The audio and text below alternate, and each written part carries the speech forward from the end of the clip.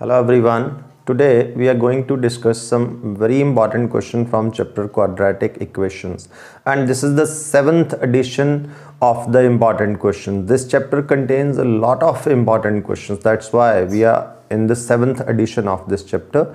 Now today's first question, let's discuss the question first. First question is, at present Asha's age in years is 2 more than square of her daughter Nisha's age. In this case there are two persons, mother and daughter, right? Mother Asha, daughter Nisha. And second case he says, when Nisha grows to her mother's present age, जब निशा की as daughter की as अपनी mother की present as के equal हो जाए, in that case Asha's age, Asha mother, Asha's age would be 1 year less than 10 times the present age of Nisha. Find the present age of Nisha, and this is very important questions from the ages problem. Very important question. Now let's do the solution of this question. We are asked to find the Nisha's present age. So let's assume let Nisha's present age equal to x years. ठीक? And then we are given that Asha, the mother's age is given 2 years more than the square of Nisha's present age. तो फिर Asha's present age क्या हो गई? x square plus 2 years. Right? These are the present ages. एक चीज़ जो हमें इस question में समझनी है वो क्या है कि suppose today my age is suppose 40 years, right? And my daughter's age is, I'm taking one example, ये बहुत important है इसमें समझने के लिए, and my daughter's age is say 15 years. These are the present, in present context, ये present ages हैं. My age presently 40 years, my daughter's age 15 years. What is the gap in the ages difference? Age difference कितना आएगा? Age difference is 40 minus 15, that is 25 years. ठीक है जी? The age difference is 25 years. इसमें यही समझना है आपने, सबसे इंपॉर्टेंट यही चीज़ है इसमें. अब देखें क्वेश्चन में दिया था कि when Nisha grows to her mother's present age, जब बेटी की एज अपनी मदर की प्रेजेंट एज के इक्वल हो रही है, जैसे मैंने यहाँ फादर एंड डॉटर का केस लिया है, that means when my daughter grows to my age means my present age, जब डॉटर की present age, daughter's age becomes equal to my present age, that is 40 years. ठीक है? So in that case my age, एक चीज जो समझने वाली है, जो प्रेजेंट में हम दोनों की एज का डिफरेंस है वो आगे भी जितने साल के बाद भी लेना है हमारा एज डिफरेंस उतना ही रहने वाला है. प्रेजेंट में हमारा एज डिफरेंस कितना है? 25 ईयर्स. अब जब डॉटर्स प्रेजेंट एज 40 ईयर्स हुई मीन्स माई प्रेजेंट एज, तो मेरी एज भी तो बढ़ेगी, तो हमारा डिफरेंस कितना रहने वाला है? 25 ही. तो मेरी प्रेजेंट एज, मेरी उस टाइम पे एज कितनी हो जाएगी? Plus 25, 65 years, right? सब भी एज डिफरेंस जो आएगा, age difference in that case will be same. जो आज है एज डिफरेंस वही आफ्टर इन फ्यूचर कितने भी साल के बाद हो रहा है, हमारा एज डिफरेंस हमेशा सेम रहने वाला है. और यही इसका कीवर्ड है, की पॉइंट है इसके बारे में, जो इसमें सबसे बड़ा हिंट है वो यही है. अब हम क्या करेंगे, हमने इन दोनों के एजेस का डिफरेंस निकालना. ठीक है? और उसके बाद सेकंड केस में फिर से एजेस का डिफरेंस निकालेंगे, then we will make them equal. वहां से हमें इसका सॉल्यूशन मिलने वाला है. Age difference will remain same always, जो इस क्वेश्चन का मेन पार्ट है. एज डिफरेंस, मदर की एज ऑब्वियसली ज़्यादा है, minus the daughter's present age. This is the age difference, years. Now next he says when Nisha grows to her mother's present age. Now when Nisha's age, जब वो अपनी mother की present as के equal होती है, उसकी mother की present age कितनी थी, x square plus 2 years, x square plus 2 years. Then Asha's age, वो भी हमें दिया है, we are given in that case Asha's age would be 1 year less than 10 times the present age of Nisha. Nisha की present age कितनी थी, x, इसका 10 times 10x and 1 year less than this, 10x minus 1 year. ये है Asha's age, right? ये कब है, when Nisha grows to her present age, तो Asha's age इतनी होती है, ये हमें given है. Now their age difference, again age difference. Age difference हमेशा सेम रहने वाला है, जितना प्रेजेंट है उतना ही इन फ्यूचर होने वाला है. सो एज डिफरेंस बड़ा कौन है इसमें, you know that mother's age is 10x minus 1, उसमें से माइनस करेंगे आप daughter's age, x square plus 2. This is the age difference. थोड़ा सा सिंप्लीफाई कर लें. रिमेंबर जब माइनस अंदर जाएगा सारे साइन चेंज होने हैं. 10x minus x square minus 1 minus 2 minus 3, ये है उस टाइम का फ्यूचर का द एज डिफरेंस. और पहले एज डिफरेंस कितना था, ये you know that age difference is always same. अब हमने क्या करना है, will make these two equal.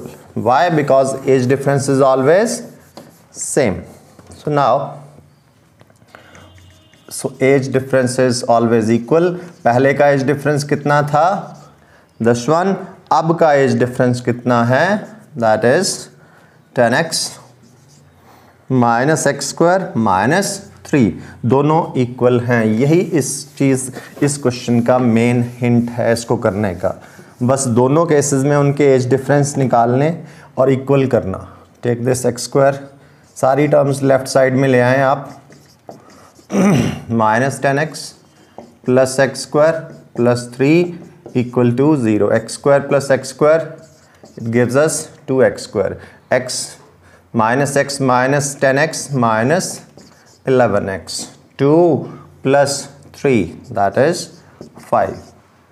What we got a quadratic equation. अब इसको सॉल्व करेंगे. मिडिल टर्म स्प्लिट कर लेना, बहुत इजी हो जाएगा.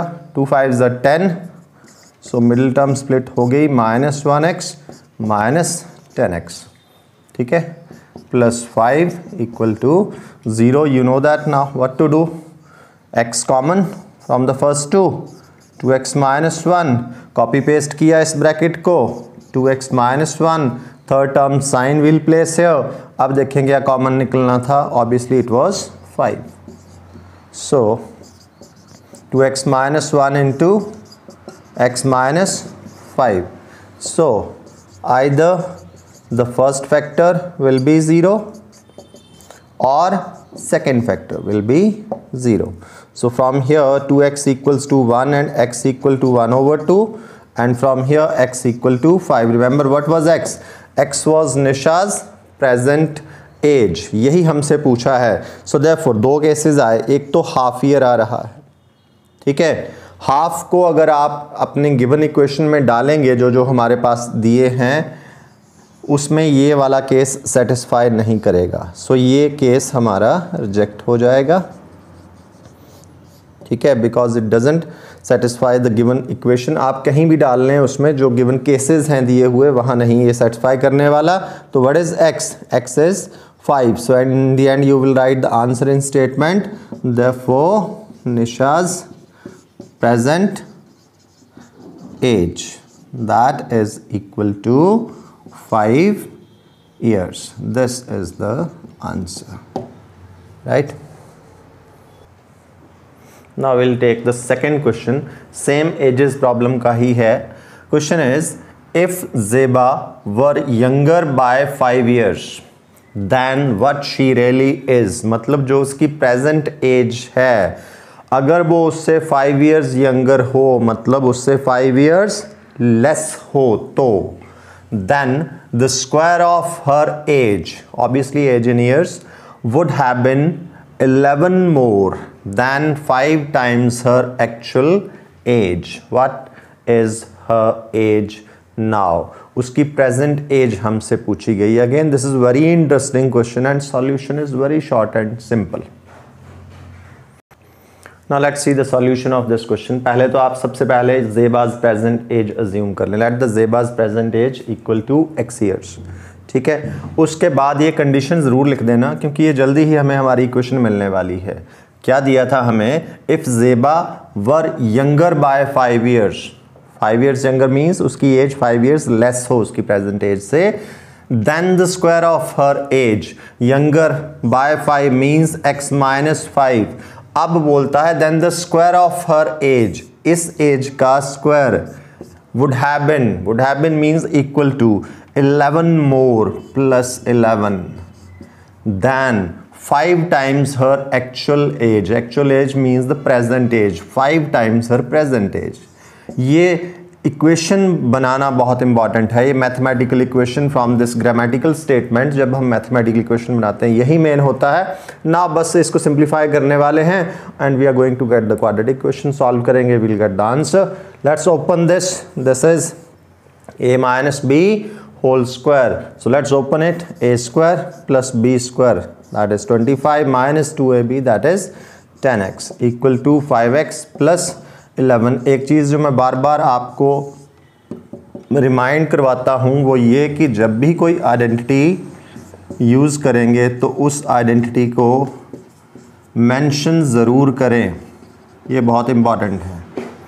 ठीक है, हमने a माइनस बी का होल स्क्वायर ओपन किया है तो आइडेंटिटी हमने मेंशन कर देनी है. अब ये सारी टर्म्स ट्रांसपोज कर लें लेफ़्ट साइड में और हमें हमारी क्वाड्रेटिक ऑलमोस्ट मिल ही गई है. So x square minus 10 minus 5 that is minus 15x plus 25 minus 11 is 14 equal to 0. ये बनी जी क्वाड्रेटिक इक्वेशन. ठीक है, अब इसको सॉल्व करना is very easy because middle term बड़े इजीली स्प्लिट हो रही है. यहाँ पे ध्यान से देखना प्लीज़. फर्स्ट और लास्ट टर्म का प्रोडक्ट कितना है? Plus 14 X square. So middle term minus 15 minus 14 minus 1. So middle term split हो गई जी minus 14x minus 1x plus 14 equal to 0. First two से common x minus 14 copy paste किया bracket को, x minus 14 minus 1 equal to 0. So x minus 14 into x minus 1 equal to 0. So either first factor is 0 or second factor is 0. ठीक है, x equals to 14 और x equal to 1. x हमें ज़ेबा's present as लिया था हमने. ठीक है, तो दो आ गए आंसर्स. 1 is 14, 1 is 1. तो दो. फर्स्ट आंसर सेज कि Zeba's present age is 14 years. Second answer says Zeba's present age is 1 year. अभी तक तो किसी एज में कोई ऐसी प्रॉब्लम एज सच दिखाई नहीं दे रही है. अब जरा क्वेश्चन की स्टेटमेंट की तरफ जाएं. उसने बोला था कि if Zeba is 5 years younger than her actual age. अब मैं इसमें से अगर 5 माइनस करूँगा तो क्या होने वाला है?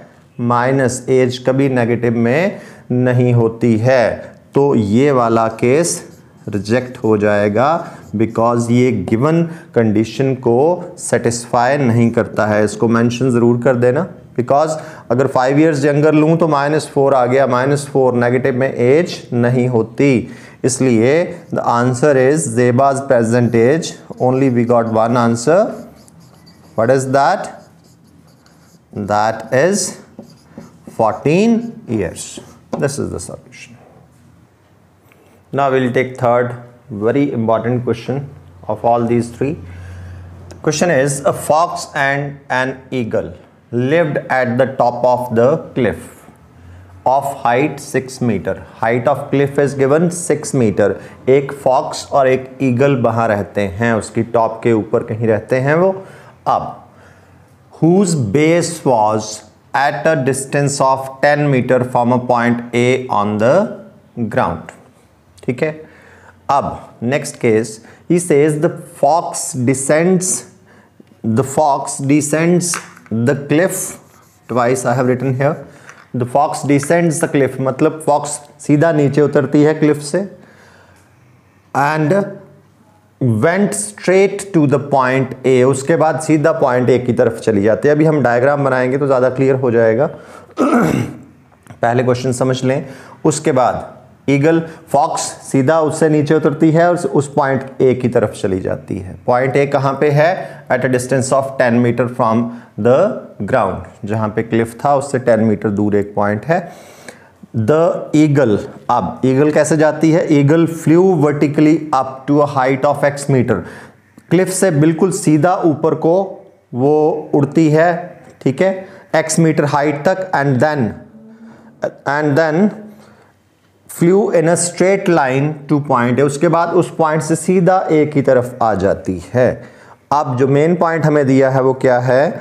The distance travelled by each being the same. दोनों ने जो डिस्टेंस ट्रेवल किया, किसने? Fox and eagle.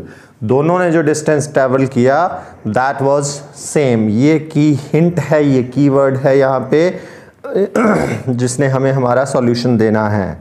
Then he is asking find the value of x.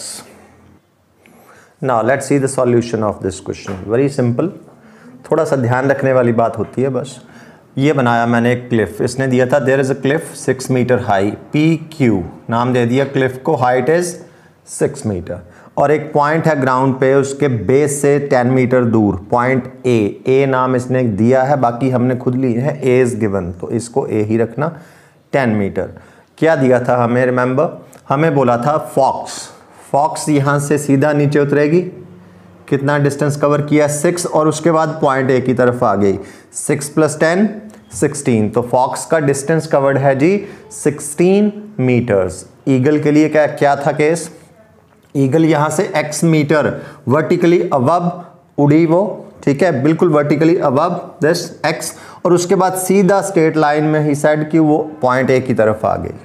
ठीक है, तो distance covered by that eagle is this RP, that is x plus AR.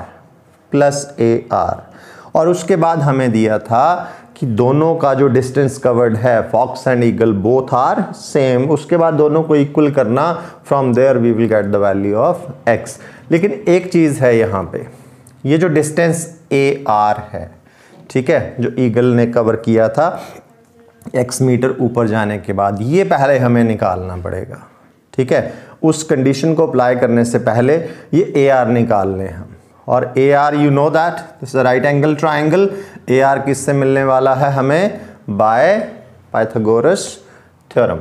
सो पहले इसमें हम पाइथागोरस थ्योरम लगा के AR निकाल लेते हैं. In right triangle AQR using Pythagoras theorem.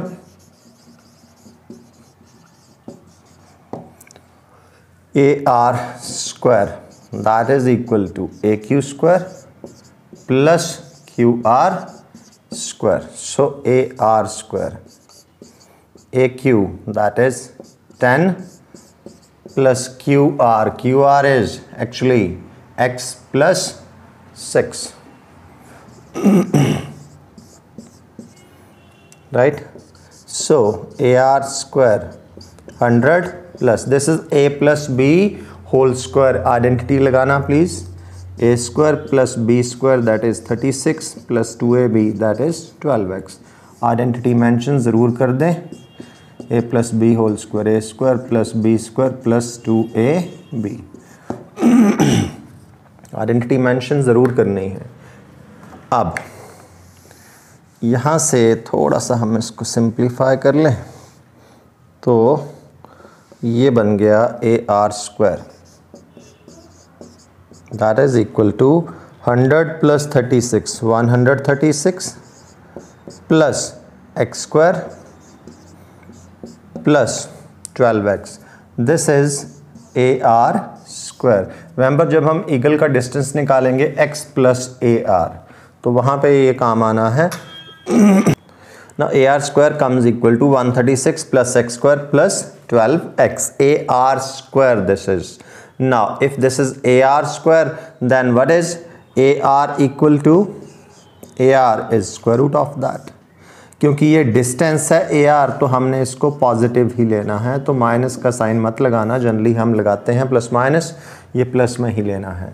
Now let us see the given condition. Now condition क्या थी कि जो फॉक्स नीचे आती है 6 प्लस 10 इधर, तो 16 मीटर उसका डिस्टेंस तो क्लियर है, और जितना ईगल ने किया है x plus AR that is also same, तो दोनों को इक्वल करना है अब। So I am going to rub it now. Distance covered by eagle is equal to distance covered by fox.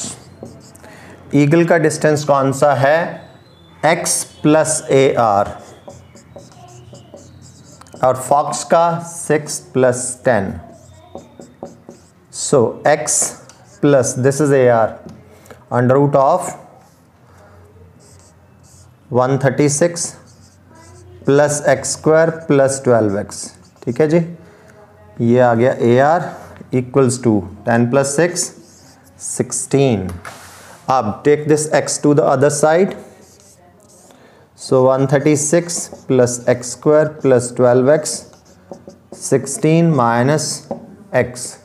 Under root हटाना पड़ेगा सॉल्व करने के लिए, कैसे जाएगा? Squaring both sides, squaring both sides.